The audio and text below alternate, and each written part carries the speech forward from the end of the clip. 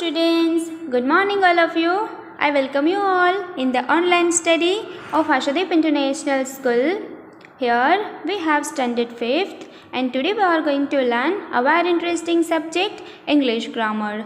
Okay, so here we have chapter number 34 of English grammar and that is message writing. Okay, so now here first of all a message is meant to convey information to person. So यहाँ पे message का मतलब क्या होता है कि message का है कि एक इन्फॉर्मेशन कन्वे करना है दूसरे पर्सन को. Then keep the following points in mind while writing a message. अगर हम मैसेज लिखते हैं तो हमें मैसेज लिखते वक्त कौन से पॉइंट को माइंड में रखना है, ये सारी चीज़ें हमें यहाँ पे दी हुई है. ठीक है, सो नंबर 1 पे है the message has to be brief but accurately conveyed. Okay, ये जो मैसेज अगर हम जो लिखते हैं किसी पर्सन को कन्वे करते हैं मैसेज, तो message should be brief but accurately convey, कि जो उसमें मैसेज का मीनिंग है, उसमें जो बोलना चाहते हैं वो अच्छे से कन्वे होना चाहिए. Then give only the essential points. और मैसेज में इतना सारा डीप डिस्क्रिप्शन देने की ज़रूरत नहीं है. मैसेज में सिर्फ एसेंशियल पॉइंट, जो इम्पोर्टेंट पॉइंट है उसको ही डिस्क्राइब किया जाता है. Then do not add anything of your own. और मैसेज में आप अपने हिसाब से अपने माइंड का कुछ भी सोचा समझा ऐड नहीं कर सकते. फॉर एग्जांपल कोई दूसरे पर्सन ने किसी फ्रेंड को या तो उसके क्लासमेट को किसी को भी मैसेज देने के लिए बोला है, तो आप वही जो सेंटेंस है उसको रिपीट करके मैसेज लिख सकते हो. Do not add anything of your own. आप अपने हिसाब से उसमें कुछ भी एडिंग नहीं कर सकते. Then now here write the name of a person for whom the message is meant. Understood? So यहाँ पे क्या है कि write the name of a person, कि जिसने मैसेज भेजा है किसी के लिए, so वो it's a most important part of the message. So mention the date and time. और मैसेज लिखते वक्त उसमें date and time भी mention किया जाता है. Then write your name at the end of the message. So आपको क्या करना है कि जब आप मैसेज लिखते हो और जब मैसेज का एंड होता है, सो उसमें आपका नेम मेंशन करना it's a most important thing, ताकि पता चले कि ये मैसेज किसने लिखा है. ठीक है, so here we completed all the points here. So now moving forward to the message section. So here study the example given below. So यहाँ पे कुछ एग्जाम्पल दिए हैं मैसेजेस के, कि आप मैसेजेस कैसे लिख सकते हो और उसमें जो मैसेज है उसको इन्फॉर्मेशन डिस्क्राइबिंगली कैसे कन्वे कर सकते हो. So now here read the following telephonic conversation between Nikhil and Amit. So write a message for Akash using not more than 35 words. So exam में भी आपको ये तरीके से ही क्या दिया होगा, इंस्ट्रक्शन दी होगी कि टेलीफोनिक कॉन्वर्सेशन, मतलब जो मैसेज है ना वो मोस्टली टेलीफोनिक कॉन्वर्सेशन का होता है, कि किसके बीच में हुए टेलीफोनिक कॉन्वर्सेशन, किसके बीच में हुई है, it's a Nikhil and Amit.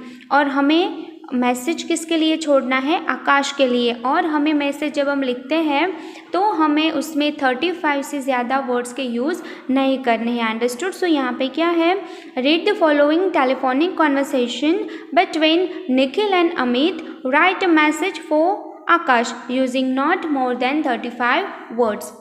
सो यहाँ पे निखिल सेज मैं I speak to Akash. Nikhil क्या बोल रहा है कि क्या मैं आकाश से बात कर सकता हूँ. Then Amit says he is not at home. May I know who is speaking? अभी अमित says कि आकाश जो है ना वो घर पे नहीं है. आप कौन बोल रहे हो. Nikhil I am Nikhil, his friend. Please ask Akash to bring my son's notebook to school tomorrow as it has to go for correction. Understood? So यहाँ पे निखिल क्या बोल रहा है कि मैं उसका फ्रेंड निखिल बोल रहा हूँ, तो आकाश को आपको सिर्फ इतना बताना है कि मेरी साइंस की नोटबुक कल स्कूल पे ले आना, कि जो उसने करेक्शन के लिए दिया था. ठीक है, so Amit says okay I will convey the message to him. तो अमित क्या बोल रहा है, ठीक है आपका मैसेज मैं उस तक पहुँचा दूंगा. अंडरस्टूड? सो ये क्या हुई, एक टेलीफोनिक कॉन्वर्सेशन हुई है जो निखिल और अमित के बीच में हुई है. ठीक है, सो अभी आकाश के लिए मैसेज छोड़ना है. सो अभी हम कैसे मैसेज लिख सकते हैं.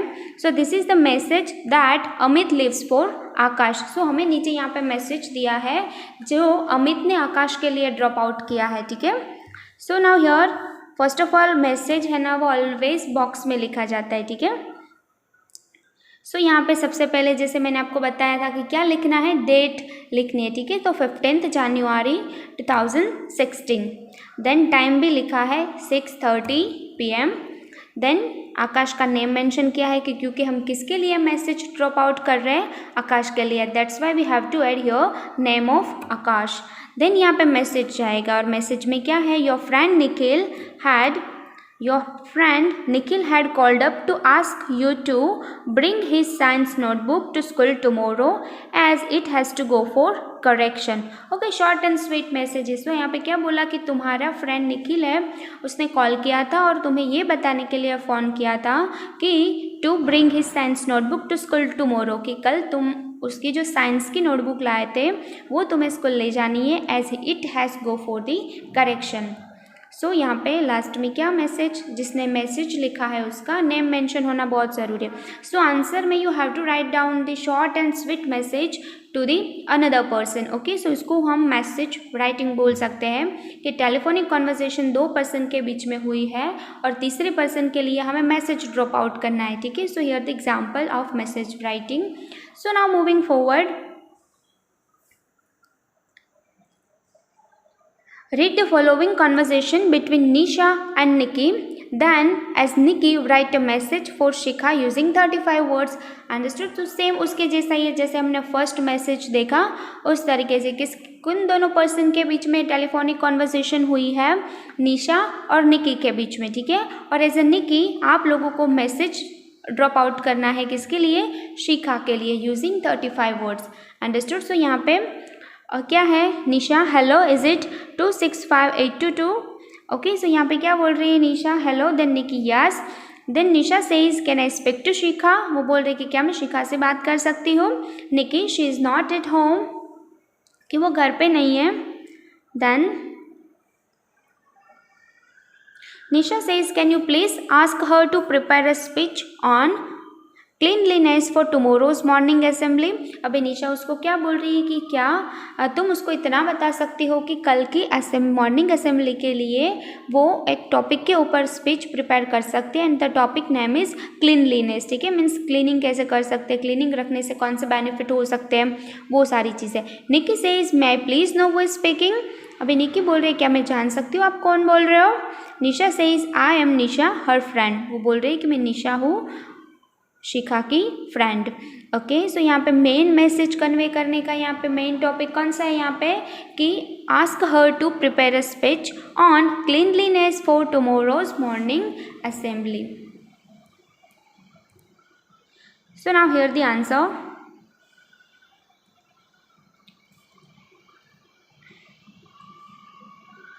ओके, सो यहाँ पे है 6 जनवरी, टाइम लिखा हुआ है यहाँ पे 4 PM।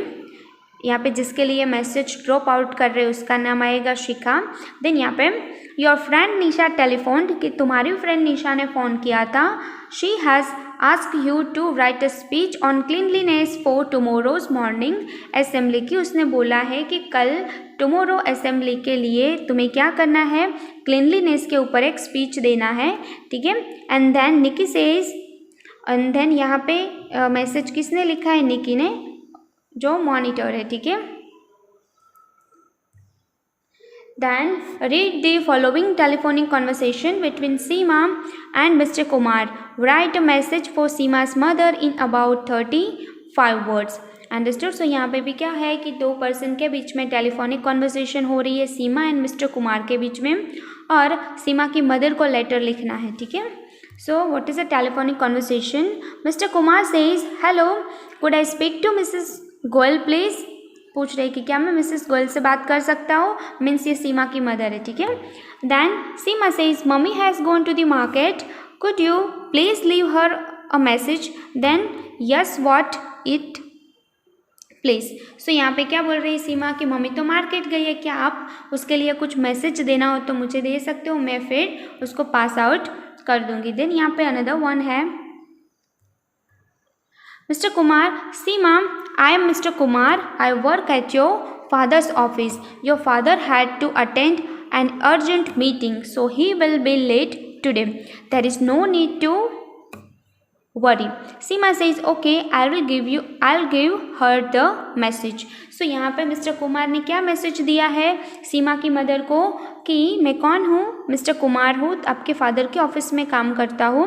Your father had to attend an urgent meeting, आपके फादर को एक अर्जेंट मीटिंग अटेंड करना पड़ गया है urgently, so he will be late today, so आज वो लेट होंगे। So that is no need to worry, इसीलिए वरी करने की कोई भी ज़रूरत नहीं है। सो ये मैसेज गर्ल को देना है, जो कौन है, सीमा की मदर है, और अभी सीमा लेटर लिखेगी। So mister Kumar says thank you. So now here message 15 May 2000, मतलब आप अपने हिसाब से यहाँ पे ईयर लिख सकते हो। देन यहाँ पे टाइम 6:30 PM। देन यहाँ पे मम्मी, किसके लिए, जो ये सीमा है वो लेटर लिख रही है, सॉरी मैसेज लिख रही है अपनी मम्मी के लिए। सो यहाँ पे उसने मम्मी मेंशन किया है। Then mister Kumar who work in dad's office, he had called up to informed that dad has gone to attend an important meeting and would be late today. There is no need to worry। देखो आप, मैंने जितने भी यहाँ पे messages दिए उसमें आपने देखा होगा कि कुछ भी हमने अपने हिसाब से अपने ओन वर्ड्स का यूज़ नहीं किया। जो मैसेज वो जो फर्स्ट पर्सन है उसने कन्वे करने के लिए बोला है वो ही हमें कन्वे करना है, ठीक है। हमें उसमें अपने खुद के वर्ड्स ऐड नहीं करने। सो यहाँ पे सीमा क्या बोल रही है कि मिस्टर कुमार का कॉल था, जो हमारे मेरे डैड के ऑफिस में काम करते हैं। उसने कॉल किया था क्या, इन्फॉर्म करने के लिए that dad has gone to attend an important meeting, कि डैड उसको अचानक से एक इम्पोर्टेंट मीटिंग अटेंड करने के लिए जाना पड़ा। And would be late today, शायद में भी आज वो लेट हो सकता है। And there is no need to worry, चिंता करने की कोई भी ज़रूरत नहीं है। देन यहाँ पे जिसने मैसेज छोड़ा है उसका नेम आएगा क्या है, Seema. Okay, I hope you understand students. So now here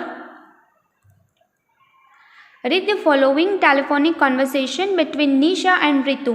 Write a message for Ritika is not using more than 35 words. So यहाँ पे भी क्या एक टेलीफोनिक कॉन्वर्सेशन है जो निशा एंड रितु के बीच में हुई है, और मैसेज किसके लिए ड्रॉप आउट करना है, रितिका के लिए, और उसमें भी हमें 35 से ज़्यादा वर्ड्स ऐड नहीं करने हैं, ठीक है। क्योंकि मैसेज होता है ना वो शॉर्ट एंड स्वीट होता है, बट उसमें जो मैसेज कन्वे होना चाहिए वो मेन पॉइंट्स उसमें डिस्क्राइब होने चाहिए। Nisha says may I speak to Ritika please, Nisha क्या बोल रही है कि क्या मैं प्लीज़ रितिका से बात कर सकती हूँ। Ritu says Ritika is not at home but I can take a message, I am Ritu her sister. Ritu क्या बोल रही है कि रितिका तो अभी घर पे नहीं है, बट मैं तुम्हारा मैसेज उन तक पहुँचा सकती हूँ। मैं कौन हूँ, रितु, जो किसकी, रितिका की सिस्टर है। Nisha says well Ritika has to reach the school tomorrow morning at 10 AM for her dance practice for the annual day function। निशा क्या बोल रही है कि वेल रितिका को बोलना कि कल टुमारो मॉर्निंग में 10 AM तक स्कूल पे पहुंच जाए। Why, because her dance practice for the annual day function, के एनुअल डे फंक्शंस के लिए डांस प्रैक्टिस करनी है। So Ritika has to come 10 AM for the school. Okay, then Ritu I will deliver the message to her, कि मैं क्या करूँगी, तुम्हारा ये जो मैसेज है वो रितिका तक डिलीवर कर दूँगी। और Nisha says thank you. So now moving forward to the answer. So here the message June 2000, आप अपने हिसाब से यहाँ पे ईयर मेंशन कर सकते हो। देन 4 PM रितिका, जिसको मैसेज कन्वे करना है उसका नेम आएगा यहाँ पे। Your friend Nisha called up to inform that, आपकी फ्रेंड निशा ने मुझे कॉल किया था ये इन्फॉर्म करने के लिए that you have to reach your school tomorrow at 10 AM, कि आपको क्या करना है, कल स्कूल पे टुमारो 10 AM तक पहुंचाना है। For your dance practice for the annual day function, कि आपको एनुअल फंक्शन के लिए क्या करना है, डांस प्रैक्टिस करना है। That's why you have to reach 10 AM by tomorrow. Okay, short and sweet message है, और किसने लिखा है, रितु ने। सो हियर हम यहाँ पे रितु का नेम मेंशन करेंगे, ठीक है। So here we completed our chapter number 34, that is message writing here. So ये जो चैप्टर है वो आपके एग्ज़ाम के लिए बहुत इंपॉर्टेंट है। आपको ये चारों मैसेज है उसको डीपली रीड करना है और लर्न करना है, और उसका जो फॉर्मेट है ना उसको अच्छे से याद रखना है कि फॉर्मेट में कौन सी चीज़ें मेंशन करनी है। और जो टेलीफोनिक कॉन्वर्सेशन होती है उसमें आपको 2-3 लाइनें वैसी मिलेगी जो मैसेज के थ्रू करनी होगी। जो फर्स्ट पर्सन होगा ना उसने थर्ड पर्सन को जो मैसेज भेजना है वो पूरा डिस्क्राइब किया होगा।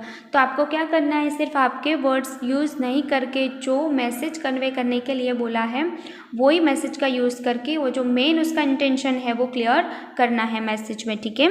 सो all you have to do is that you have to write down all the messages in your notebook very carefully and learn it very carefully. Okay, thank you and keep learning.